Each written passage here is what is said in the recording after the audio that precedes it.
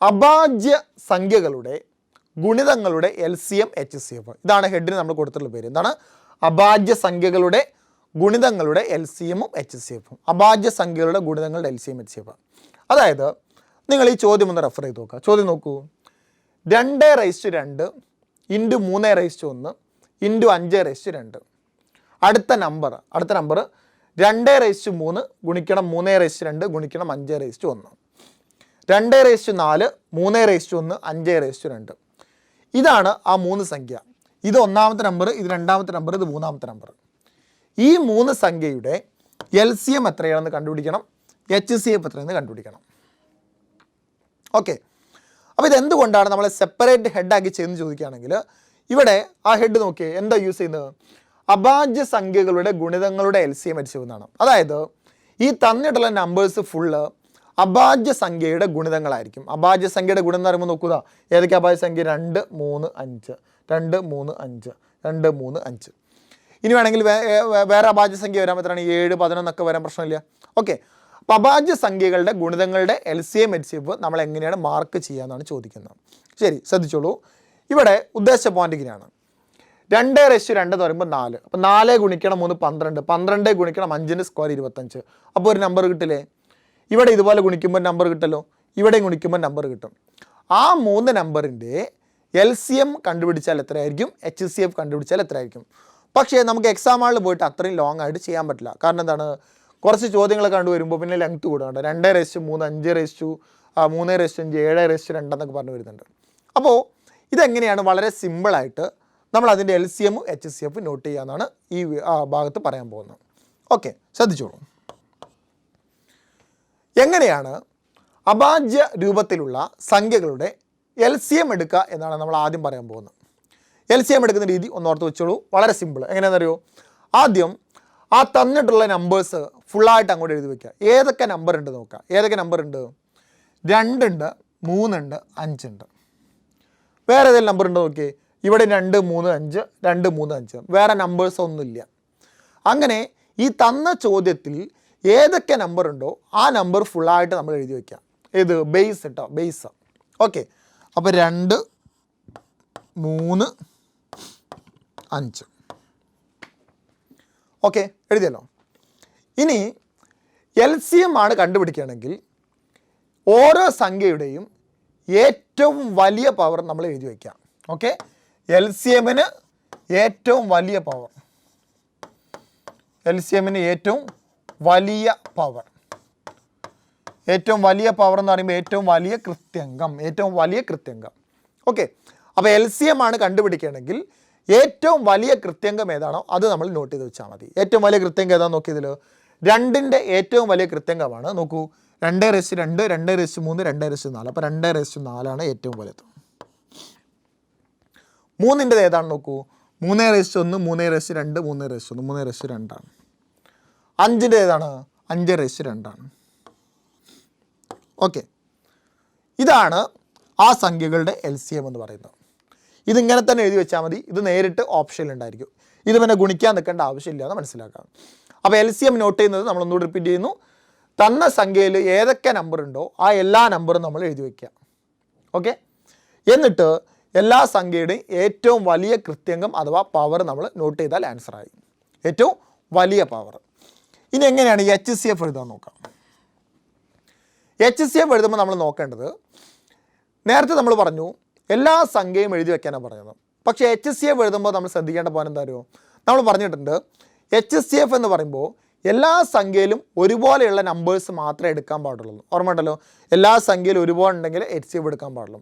അതേ രീതിയിൽ ഇവിടെ ചിന്തിക്കുക. ഓക്കെ, നോക്കൂ, ഇവിടെ എല്ലാ സംഖ്യയിലും ഒരുപോലെയുള്ള നമ്പർ മാത്രമേ HCF നോട്ട് ചെയ്യുമ്പോൾ എടുക്കാൻ പാടുള്ളൂ.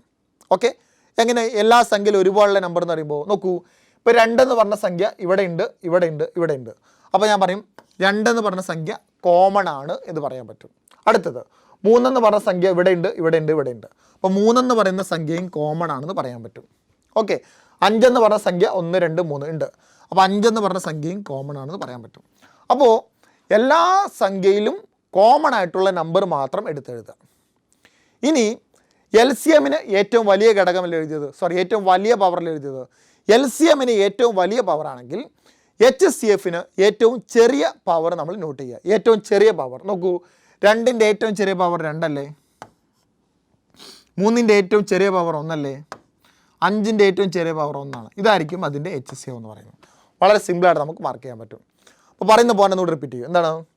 എല്ലാ നമ്പറും നോട്ട് ചെയ്തിട്ട് വലിയ പവർ എഴുതി കഴിഞ്ഞാൽ അത് LCM. കോമൺ ആയിട്ട് വരുന്ന നമ്പർ മാത്രം എഴുതിയിട്ട് അതിൻ്റെയൊക്കെ ചെറിയ പവർ എഴുതി കഴിഞ്ഞാൽ HCF. ഓക്കെ, ഞാൻ ചെറിയൊരു ചേഞ്ച് വരുത്താം. ഇപ്പോൾ ഈ സെയിം ചോദ്യത്തിൽ ഞാനിവിടെ ഒരു 7⁻2 എന്ന് കൂടി എഴുതിയെന്ന് വിചാരിക്കാം.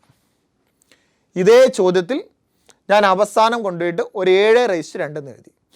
അപ്പോൾ 7⁻2 എന്ന് എഴുതി കഴിഞ്ഞാൽ എന്തെങ്കിലും മാറ്റം വരുമോ?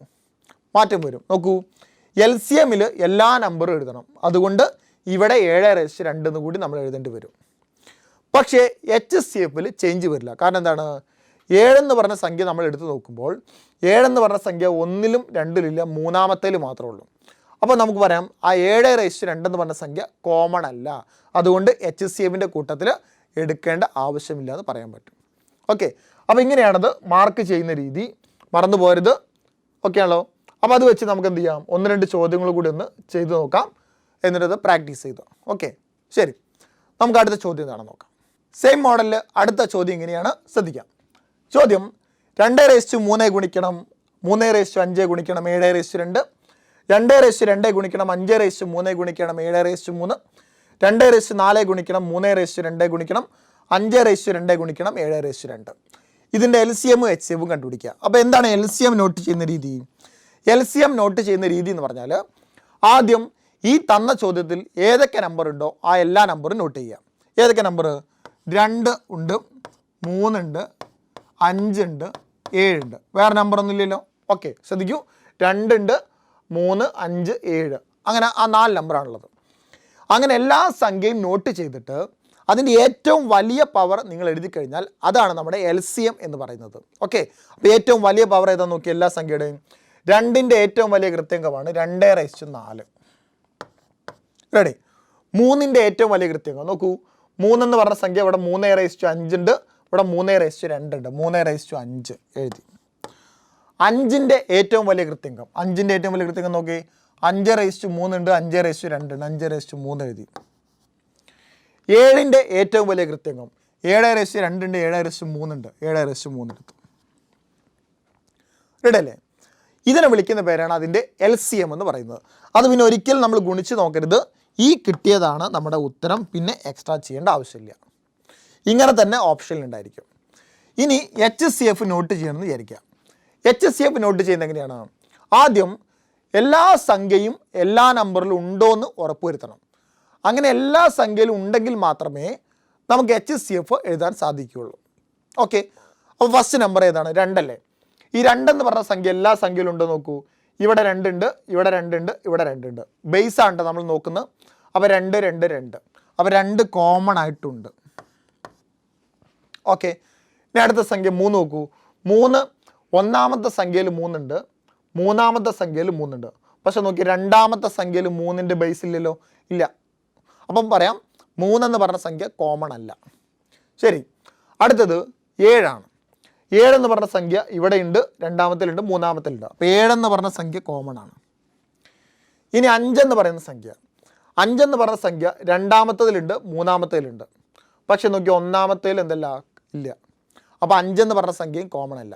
അപ്പോൾ 3 എന്ന് പറഞ്ഞ സംഖ്യ 1ലും 3ലും ഉണ്ട്, പക്ഷെ 2ലില്ല. 5 എന്ന് പറഞ്ഞ സംഖ്യ 2ലും 3ലും ഉണ്ട്, 1ലില്ല. അതുകൊണ്ട് 3ഉം 5ഉം കോമൺ ആയിട്ടില്ല. കോമൺ ആയിട്ടുള്ളത് ആര് മാത്രമേ ഉള്ളൂ? 2ഉം 7ഉം മാത്രമേ ഉള്ളൂ. ഇനി ഈ 2ൻ്റെയും 7ൻ്റെയും ഏറ്റവും ചെറിയ പവർ എഴുതി വെച്ചാൽ നമുക്ക് ഉത്തരം കിട്ടി. ഏറ്റവും ചെറിയ പവർ നോക്കൂ, 2ൻ്റെ ഏറ്റവും ചെറിയ പവർ 2⁻2 ആണ്. 7ൻ്റെ ഏറ്റവും ചെറിയ പവർ 7⁻2 ആണ്. ഇതായിരിക്കും ഇതിൻ്റെ HCF എന്ന് പറയുന്നത്. ഓക്കെ ആണല്ലോ? അപ്പോൾ വളരെ സിമ്പിളായിട്ട് നമുക്ക് ഫോളോ ചെയ്യാൻ പറ്റുന്നൊരു പോയിൻ്റാണത്. ജസ്റ്റ് ഒന്ന് ഓർമ്മയിലിരിക്കുക. ഒരു മാർക്ക് എവിടെയെങ്കിലും നിങ്ങൾക്ക് സ്കോർ ചെയ്യാൻ പറ്റുന്ന ഉറപ്പിച്ച് വിശ്വസിക്കുക. ഓക്കെ, മസ്റ്റായിട്ട് പഠിച്ചിരിക്കുക.